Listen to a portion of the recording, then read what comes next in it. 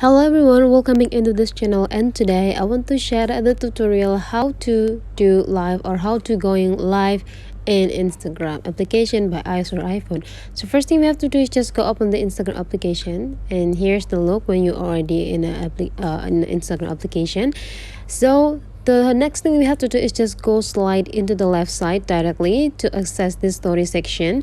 But there will be also another way, which is by clicking this plus button right when you face or right when you enter the Instagram application.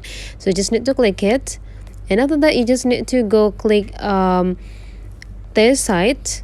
There will be like several options. Either you want to create a post, story, reels, or live. Since you want to go live, so you just need to go click live, and now you just need to go click this button to start your live directly.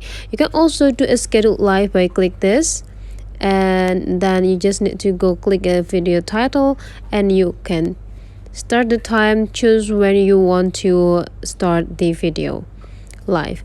Okay, so if you want to do directly, you just need to go click this and hold on until your camera is ready, and now you're already live in Instagram. That's all the way how to going live in Instagram, guys. If you find out this tutorial today is quite useful for you, don't forget to leave some comment, like, and subscribe into this channel.